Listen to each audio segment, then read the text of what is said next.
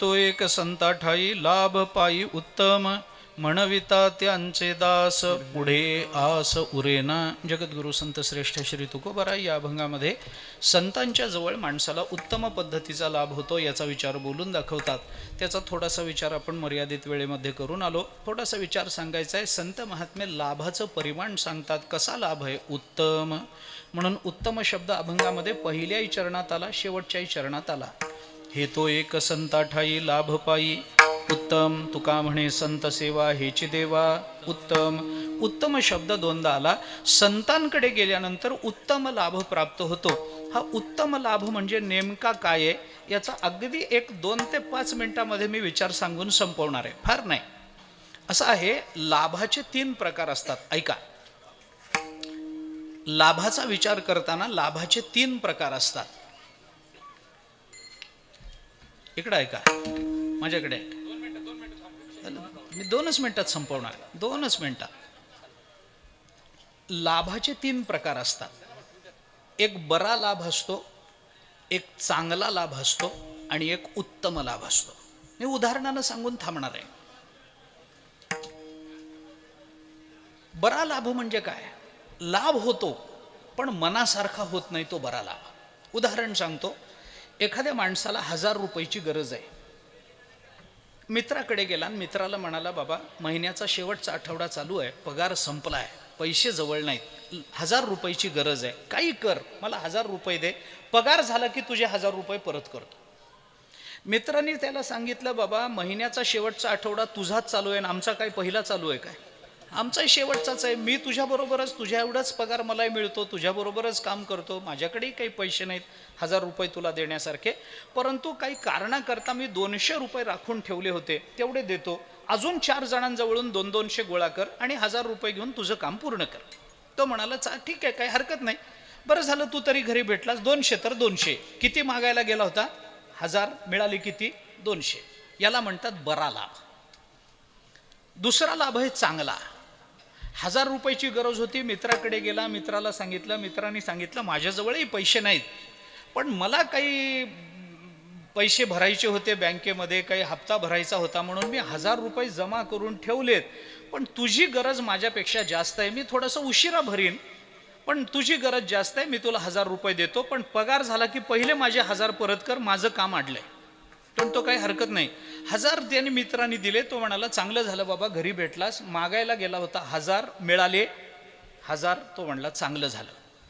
आता उत्तम लाभ काय ते सांगतो.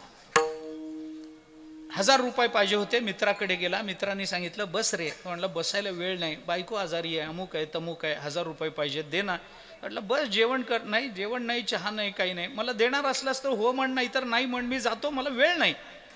मित्र उठला, घरात गेला, कपाटातून 5000 रुपये काढले, आणून त्याच्या हातावर ठेवले आणि सांगितलं, जा घेऊन. तो म्हणलं, एवढे नको, मला 1000 रुपये पाहिजेत.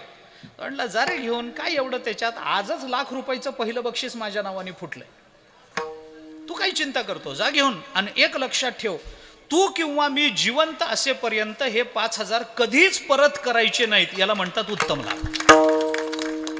मी कशा करता बोललो? मी आपल्याला अभंगाच्या दृष्टीने सांगतो. अपेक्षेपेक्षा मिळतं, पण अपेक्षेपेक्षा कमी मिळणं हा बरा लाभ आहे. अपेक्षे इतकं मिळणं हा चांगला लाभ आहे. आणि अपेक्षेपेक्षा कैक पटीनं जास्त मिळणं हा उत्तम लाभ आहे. आता अभंगाकडे या. हे तो एक संता ठाई लाभ पायी बरा, का लाभ पायी चांगला, का लाभ पायी उत्तम? लाभ पायी उत्तम. याचा अर्थ असा की संतांकडे गेल्यानंतर संत आम्हाला अपेक्षेपेक्षा कमी कधीच देत नाहीत, अपेक्षे इतकंही देत नाहीत. आम्हाला ज्याची अपेक्षा आहे त्याच्या कैक पटीनं जास्त संत महात्मे देतात. या संताचे हे देणे कल्पतरू हुनी दुणे, परिसा परिस अगाध जेणे, चिंतामणी ठेंगणा. हे तुकोबाराय बोलतात. ज्ञानोबारायांनी बोलून दाखवलं 18व्या अध्यायामध्ये, जय जय देव श्री गुरु अकल्पनाख्य कल्पतरो स्वसंविद्रुम बीज प्ररोहणावनी. 18व्या अध्यायाचं नमन बघा.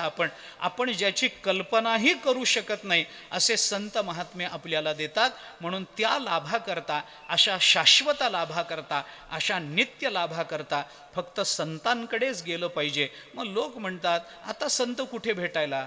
ज्ञानोबाराय कसे भेटतील आपल्याला? आपण काही निळोबाराई नाही की तुकोबारायांनी आपल्याकरता वैकुंठाहून माघारी यावं. आपण काही नाथ महाराज नाही की आपल्याला ज्ञानोबारायांनी समाधी अवस्थेत भेटावं. आपण काही मोठे महात्मे नाही, मग आम्हाला संत कसे भेटणार? मी त्याचं एकच उत्तर देतो.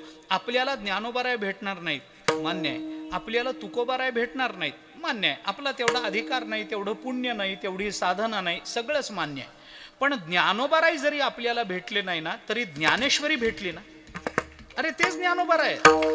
आपल्याला तुकोबाराय भेटणार नाहीत, पण तुकोबारायांचे अभंग हाताला लागले ना, अरे ते तुकोबारायच आम्हाला हाताला लागले. त्याची उपासना करणं हाच मानवी जीवनातला सगळ्यात मोठा लाभ आहे. आणि तसा लाभ गेली 70 वर्ष ज्यांनी करून घेतला, त्यांच्या 90व्या वाढदिवसाकरता आपण इथे उभे आहोत. एवढंच मला सांगायचं आहे, बाकी काही नाही. नानांना भगवंताने काय होतं, जास्त आयुष्य हे आयुष्य मिळालेल्याला कधी कधी नको वाटतं.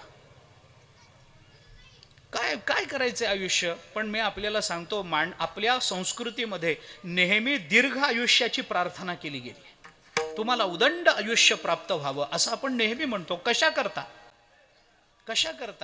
जेवढं जास्त आयुष्य आपल्याला मिळेल तेवढं जास्त रामकृष्ण हरी भजन आपल्याकडून होईल म्हणून. जेवढं जास्त आयुष्य मिळेल तेवढी जास्त पारायणं आपल्याकडून होतील म्हणून ते मिळावं. म्हणून आजही मी भगवंताच्या संतांच्या चरणाजवळ नानांकरता ही प्रार्थना करतो की आत्ता फक्त 90 झालेत, फक्त 90. तुम्ही चिंताच करू नका. हा नाही, नका का आठवे ना, काय करायचं आठवून आपल्याला. उदंड आयुष्य भगवंतानी द्यावं की ज्या आयुष्यामध्ये आपल्या हातून ज्ञानेश्वरी आणि गाथा कधी सुटू नये, मुखामधलं रामकृष्ण हरी कधी बंद होऊ नये, एवढीच कृपा भगवंताने आपल्यावर करावी.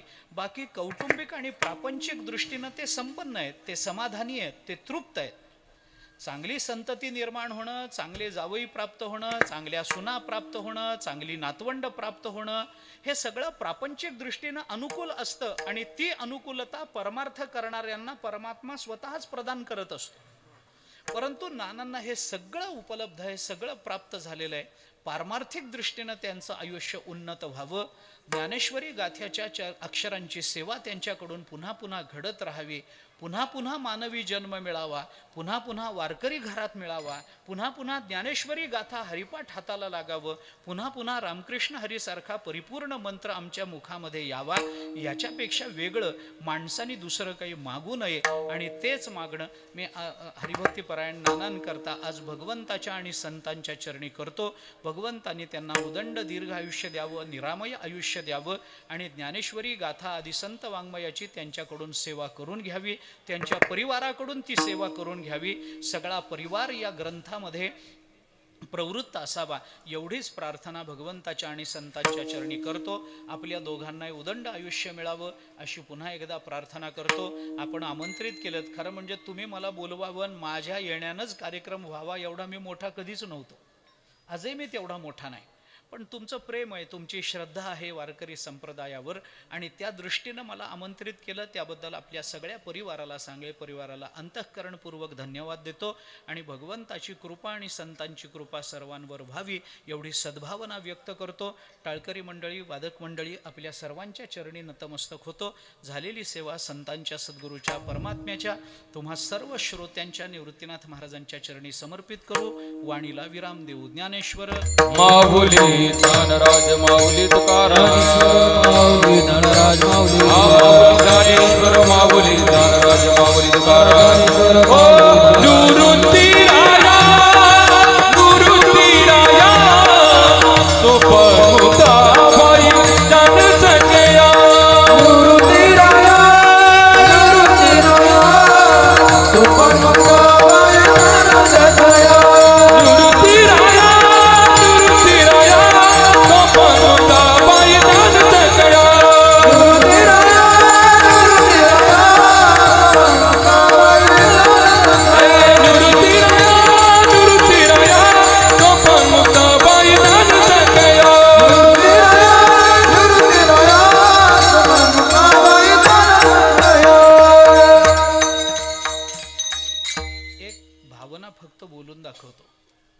कार्यक्रम खूप आनंदाचा आहे.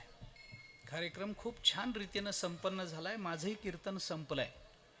पण आध्यात्मिक भूमिका स्वीकारताना सामाजिक जाणीवांचा विसर पडणं योग्य नाही, ते सर्वस्वी चुकीचं आहे. आणि याकरता म्हणून एक दुःखद घटना आज घडली, त्या संबंधानं आपल्या सर्वांच्या सद्भावना व्यक्त करणं हे सुद्धा आपलं कीर्तनामधलंच एक कर्तव्य आहे. कीर्तनामध्ये आनंद, मी सुरुवातीला मुद्दाम बोललो नाही, कार्यक्रम आनंदाचा आहे, कार्यक्रम नानांच्या वाढदिवसाचा आहे म्हणून मी अधिक बोललो नाही. आता माझं कीर्तन संपलंय, पण आपल्या सामाजिक जाणीवा अध्यात्माबरोबर संपन्न असल्या पाहिजेत. आपल्या महाराष्ट्राचे अत्यंत लाडके आदरणीय उपमुख्यमंत्री आदरणीय श्री अजितदादा पवार यांचं आज एका दुर्घटनेमध्ये निधन झालं. ही मी येईपर्यंत, कीर्तन संपेपर्यंत मी याची वाट बघत होतो की कोणीतरी येऊन मला सांगेल की नाही हो, ही बातमी चुकीची आहे. पण आमचं दुर्भाग्य हे की ही बातमी चुकीची आहे असं सांगणारं कोणी आलं नाही आणि या दुःखद प्रसंगाला आपल्याला सामोरं जावं लागतं आहे. महाराष्ट्राच्या राजकीय क्षेत्रातलं हे फार मोठं नुकसान आहे. कर्तृत्व संपन्न आणि कर्मप्रवृत्त असणारे लोक राजकारणातून निवृत्त होणं, याच्यात राजकारणाचं वाटोळं आहे. व्यक्तीच्या भोवती राजकारण नसतं हे जरी खरं असलं तरी व्यक्तीमुळे राजकारण सुस्वभावी, प्रामाणिक आणि वृद्धिंगत होणारं असतं, हेही तेवढंच खरं असतं. आणि याकरता म्हणून दादांच्या जाण्याने महाराष्ट्रामध्ये राजकीय क्षेत्रामध्ये आणि सामाजिक क्षेत्रामध्ये जी पोकळी निर्माण झालेली आहे ती कधीही भरून निघणारी पोकळी नाही आहे, याची आपल्याला सगळ्यांना जाणीव आहे. आपण भगवंताच्या चरणी, ज्ञानोबाराय तुकोबारायांच्या चरणी प्रार्थना फक्त करू शकतो की त्यांना सद्गती प्राप्त व्हावी, त्यांना भगवंतांनी संतांनी आपल्या चरणाजवळ स्थान द्यावं, एवढी एक सद्भावना या निमित्तानं व्यक्त करू. दादांना सर्वांकडून श्रद्धांजली व्यक्त करू आणि ती श्रद्धांजली आपल्या वारकरी संप्रदायाच्या नियमाप्रमाणे म्हणून रामकृष्ण हरीचं 2 मिनिटं भजन करू. राम कृष्ण हरी जय जय राम कृष्ण हरी. राम कृष्ण हरी जय जय राम